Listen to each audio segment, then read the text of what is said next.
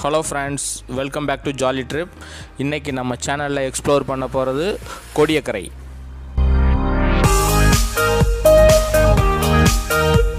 இந்த கோடி எங்கே அமைஞ்சிருக்குன்னு பார்த்தீங்கன்னா, தமிழ்நாட்டில் உள்ள நாகப்பட்டினம் டிஸ்ட்ரிக்ட் வேதாரண்யத்திலேருந்து 9 கிலோமீட்டர் தொலைவில் இந்த கோடியக்கரை அமைஞ்சிருக்கு. இதை இந்தியாவின் தென் மூலையில் அமைஞ்சிருக்கு அப்படின்னு கூட சொல்லலாம். இதற்கு இன்னொரு பேர் பாயிண்ட் காலிமர், இல்லாட்டினா காலிமர் முனை அப்படின்னும் இதை சொல்லுவாங்க. வேதாரண்யத்திலேருந்து கோடியக்கரை போகக்கூடிய அந்த டிஸ்டன்ஸில் ஏகப்பட்ட உப்பங்கழிகளை பார்க்கலாம். இப்போ நீங்கள் பார்த்துக்கிட்டு இருக்கிறது அது மாதிரியான உப்பு காய்ச்சும் இடம் இங்கே ஏகப்பட்டது இருக்குது.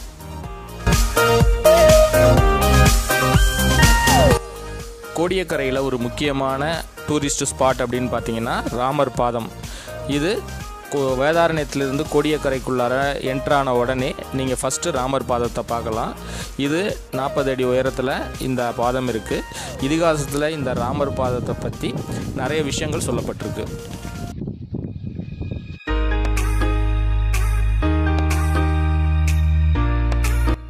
இந்த ராமர் பாதம் பற்றி ராமாயணத்தில் மிகச்சிறப்பாக சொல்லப்பட்டிருக்கு. அதாவது ராமர் ராவணனை எதிர்த்து இலங்கையில் போரிடும்போது இங்கிருந்து தான் போரிட்டார் அப்படிங்கிற ஒரு வரலாறும் உண்டு. அதாவது கோடியக்கரையிலிருந்து இலங்கைக்கு இங்கிருந்து 48 கிலோமீட்டர் தூரம் தான் இருக்குது.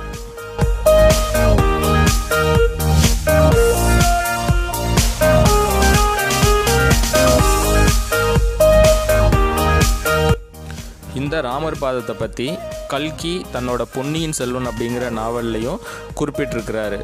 ஹிந்துக்கள் ஆண்டுதோறும் ஏப்ரல் மாதத்தில் நடக்கிற ராமநவமி இங்கு மிகச்சிறப்பாக இந்துக்களால் கொண்டாடப்படுகிறது.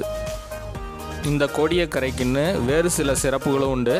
அது என்னன்னு பார்த்தீங்கன்னா, உலகத்தில் அதாவது கிழக்கு தக்கான பீடபூமியில் உலர் பசுமை காடுகளில் எஞ்சி இருக்கிறது இந்த கோடியக்கரை மட்டும்தான் அப்படிங்கிறதும் சொல்லப்படுகிறது.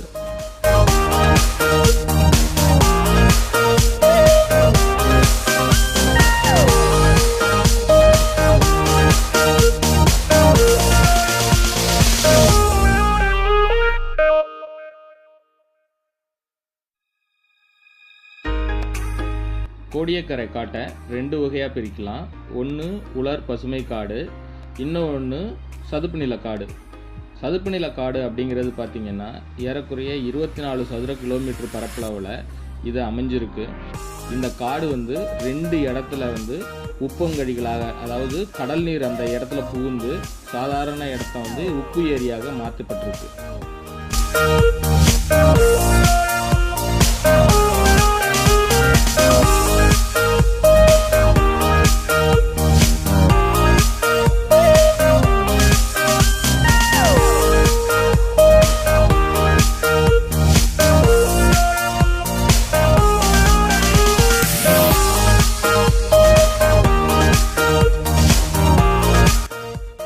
கோடியக்கரையில் அடுத்து நம்ம பார்க்க போகிற ஒரு முக்கியமான ஒரு இடம் பறவைகள் மற்றும் வனவிலங்கு சரணாலயம். என்ன நான் 2ஐயும் ஒன்றா சேர்த்து சொல்கிறேன்னு பார்க்குறீங்களா? அதாவது பறவைகளுக்கும் வனவிலங்கு சரணாலயமும் ஒரே இடத்துல இருக்கக்கூடியது இந்த இடம். இந்த வனவிலங்கு சரணாலயம் வாரத்தில் எல்லா நாளும் திறந்துருக்கு. ஒர்க்கிங் ஹவர்ஸ்ன்னு பார்த்தீங்கன்னா மார்னிங் 7 to ஈவினிங் 6 இதுதான் working hours. Entry fees 10 rupees per person charge பண்ணுறாங்க. அது இல்லாமல் நீங்கள் காரில் உள்ளார போகிற மாரி இருக்கிறனால உள்ளார 50 rupees per வெஹிக்கிள், அதாவது பெர் காருக்கு சார்ஜ் பண்ணுறாங்க. நம்ம ஓன் வெஹிக்கிள் இல்லாட்டி இது உள்ளுக்குள்ளார நம்ம சுற்றி பார்க்க முடியாது. இந்த இடம் பார்த்திங்கன்னா ரொம்ப ட்ரையான ஒரு பிளேஸ் தான். மற்ற காடு மாரி இல்லாமல் ரொம்ப அடர்த்தியாக இருக்காது. இது ரொம்ப ட்ரையான ஒரு பிளேஸு. இப்போ நம்ம அந்த இடத்தையே பார்க்கலாம்.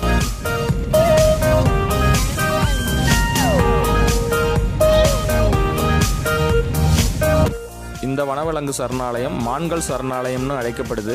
இது கருமான்கள், அதாவது பிளாக் பக்குக்கு ரொம்ப ஃபேமஸான ஒரு வனவிலங்கு சரணாலயமாக இருக்குது. இந்த பிளாக் பக்குங்கிறது இந்தியாவில் அழிஞ்சிக்கிட்டு வரக்கூடிய ஒரு மானினமாக கருதப்படுது.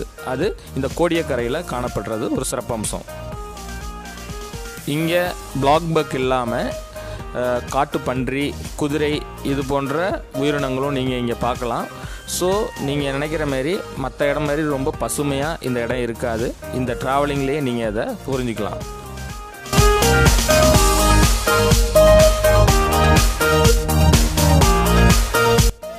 இதுவரைக்கும் இந்த கோடியக்கரையை பற்றி யாரும் எக்ஸ்ப்ளோர் பண்ணியிருக்க மாட்டாங்கன்னு நான் நினைக்கிறேன். இதுதான் ஃபஸ்ட்டு டைமாக நம்ம சேனலில் எக்ஸ்ப்ளோர் பண்ணியிருக்கிறோம். இந்த வீடியோ உங்களுக்கு பிடிச்சிருக்குன்னு நான் நம்புகிறேன். இந்த வீடியோ உங்களுக்கு பிடிச்சிருந்ததுன்னா லைக் பண்ணுங்கள், ஷேர் பண்ணுங்கள், கமெண்ட் பண்ணுங்கள். அதோட மறக்காமல் சப்ஸ்கிரைப் பண்ணுங்கள்.